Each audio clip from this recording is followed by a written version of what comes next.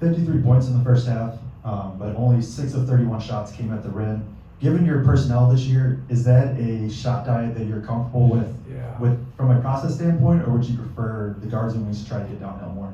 I would prefer to be at the rim more, just because we all know that there's days that your jumper doesn't go in, right? And even though we weren't, what are we at here? We're not crazy with 8 for 22 from 3, but we still we shot a lot of pull-ups. And that's what I talk about. I talk about a lot when we start a season. I do a seminar on shot selection, and I really try to break it down, but everybody's not the same. And so I talked about those pull-up contested twos early in the clock are things that you don't want, but I'd be a fool if I didn't let CJ Cox shoot, right? I mean, he just has such a nice pull-up game. And so I mentioned it to him. And so sometimes when you do that,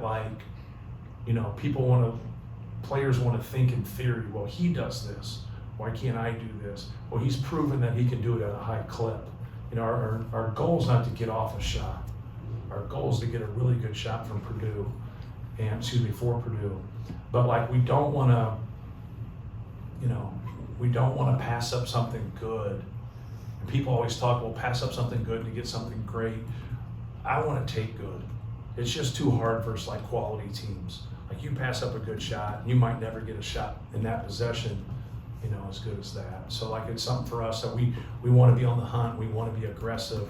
But to your point, we need to be in the paint more, we need to get there more.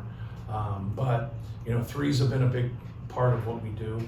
And some of the guys, it's hard when you play 18 people, right? So some of the guys, the other night against Creighton, you'll have people that watch you play that I say, hey, you played UConn, why did you not shoot threes? And then right away they shouldn't be allowed to talk about basketball and they should be out of the equation. So we got them out of the fray and they can't communicate with us. But Creighton did the same thing.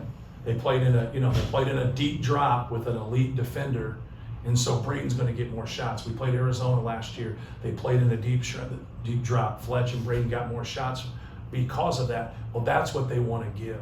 They want to give that up because, like you said, they want you out of the paint. So analytically, I don't care. If you're just overpowering where you can get wherever you want at any time, then it doesn't matter. You're just the best team in the country. But very few of us are that way.